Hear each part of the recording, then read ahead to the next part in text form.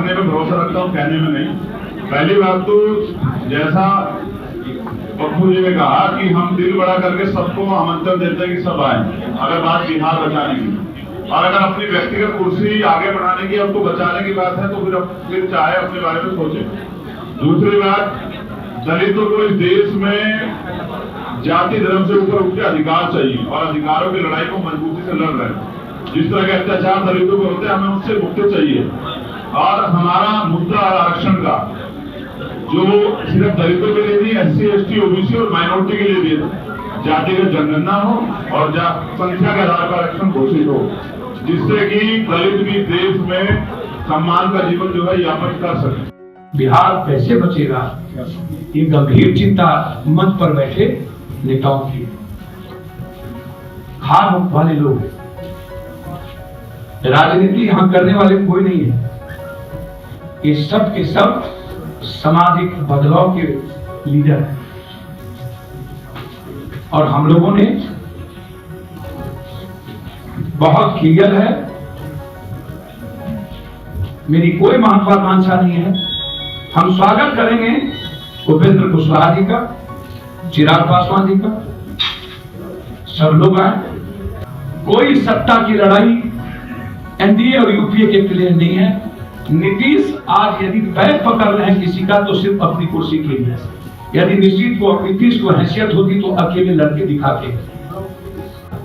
नीतीश कुमार जी, आप किसको छोड़ते हैं?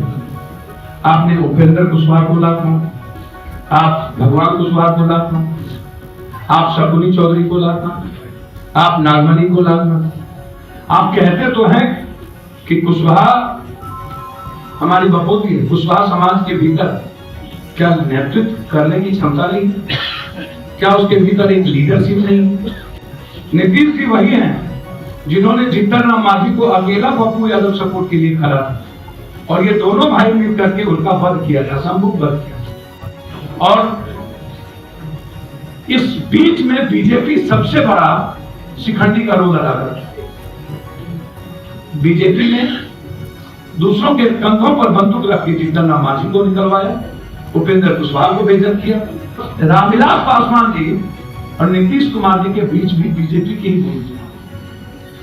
मतलब बीजेपी गुजराती भाइयों का सम्मान नहीं करती। ये नरेंद्र मोदी जी गुजरात में चुन चुन के इनके मिनिस्टर ने बिहारियों को पीट के बाहर बिहार भेजा था, चुन चुन कर।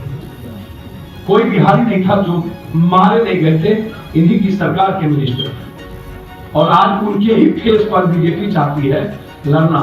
मतलब बिहारी कोई फेस नहीं होगा, गुजरात का फेस होगा। बिहारी और बिहार का बेटा ही बिहार का नेतृत्व करेगा। इसीलिए आज हमारे नेता चंद्रशेखर जी ने, सरफुद्दीन साहब ने और पीछे बैठे जितने नेता, उन्होंने एक जिम्मेदारी इस पीडीए की लीडरशिप के रूप में एक साधारण वर्कर को दिया है। मैं विश्वास दिलाता हूं 2 दिनों के अंदर आपको इससे और भी हमारा गठबंधन हम चाहेंगे। जसवंत सिन्हा साहब से भी हम कहा कि सब लोग आए, बिहार बचाना चाहते हैं तो हम सबके साथ। MK फैजी की तरफ से और NCPI की तरफ से यहाँ प्रस्तुत कर रहा हूँ। सवाल ये है कि ये सिर्फ क्या मुसलमानों की पार्टी है? अगर मुसलमानों की बनाई हुई पार्टी सिर्फ मुसलमानों की पार्टी होती है तो SDPI को आप मुसलमानों की पार्टी कहते हैं। मुसलमानों की लीडरशिप से कोई पार्टी नहीं होती, वरना सिर्फ लालू प्रसाद की यादव की पार्टी होती। हमारे लीडर यहाँ पर बैठे हुए हैं, जो हमने चुना हुआ है कि ये पप्पू यादव साहब हमारे लीडर होंगे। तो अगर मुसलमानों की पार्टी है तो भी हम जम कर रहे हैं उस शनाख्त में जो सबकी पार्टियां, यहाँ चंद्रशेखर साहब बैठे हुए हैं, यहाँ पे मातंग साहब हमारे साथ हैं। और ये शुरुआत है एक ऐसे मूवमेंट की जो बिहार बचाओ से शुरू होगा और देश बचाओ तक जाएगा। क्योंकि बिहार में हमने जो मजबूर वोटर देखा है उसको हम आज़ाद और प्रतिष्ठावान बनाना चाहते हैं, इसलिए हम इसमें आए हैं। और हम देशभक्त हैं तो इस बात के लिए हमें कोई भी बताने की जरूरत नहीं है, क्योंकि हम संघर्ष की पार्टी है। और कमजोरों को और उन लोगों को जिनको इंसाफ नहीं मिल रहा, उनमें दलित भी है, बैकवर्ड भी है, कमजोर सारे तबकात हैं, उनके लिए लड़ाई लड़ रहे हैं।